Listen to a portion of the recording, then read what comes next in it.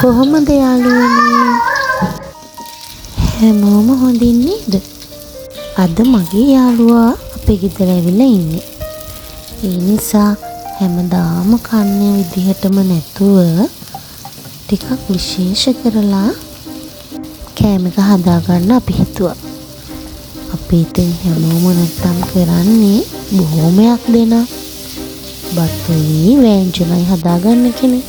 ඒ නිසා අද ඒක පොඩ්ඩක් වෙනස් කරලා බත චුට්ටක් විශේෂ විදියට හදාගන්න හිතුවා.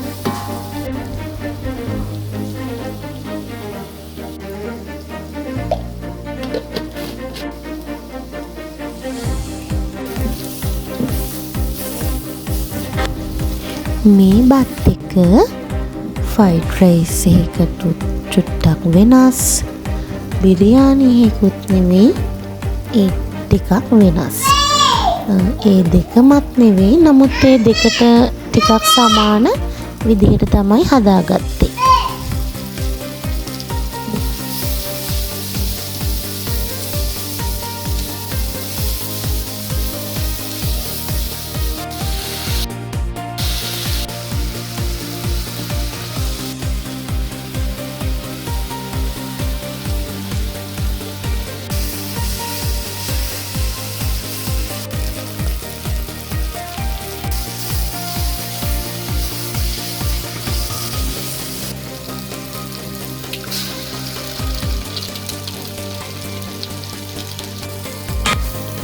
මේ බත් එකට එකතු කරපු බඩිරුංගු ඇට, ඒ වගේම පොල් කිරි වලින් එහෙම බත් එකට ලොකු රසක් එකතු වෙලා තිබුණා. පොල් කිරි නිසා බත් එකේ තෙතමනයක් තිබුණා. ඒක හරිම රසයි.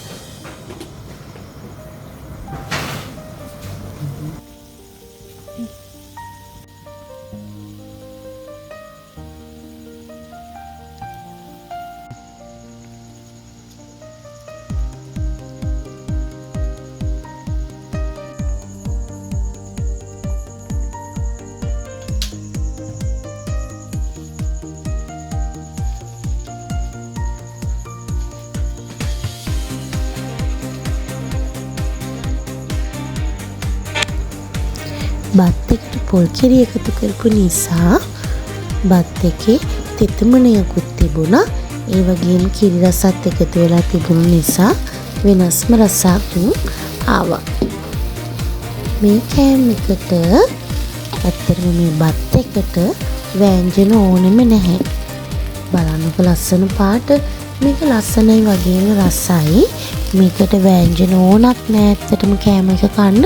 සෝස් ටිකක්, චිලි පේස්ට් ටිකක් එක්ක උනත් කන්න පුළුවන්. ඒ දෙක නැතත් කමක් නැහැ.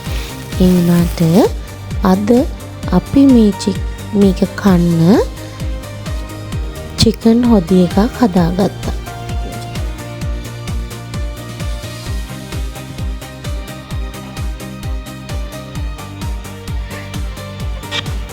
හදලා ඉවර වුණාම මේ බත් එක මේ වගේ තමයි පෙනුම. බලන්නකො ලස්සන වගේම රසයි.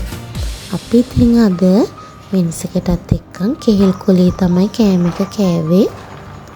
එතකොට තව නැවුම් ගතියක් තවත් එකතු වෙනවා කෑම එකට. කන්න තියෙන ආසාවත් වැඩි වෙනවා.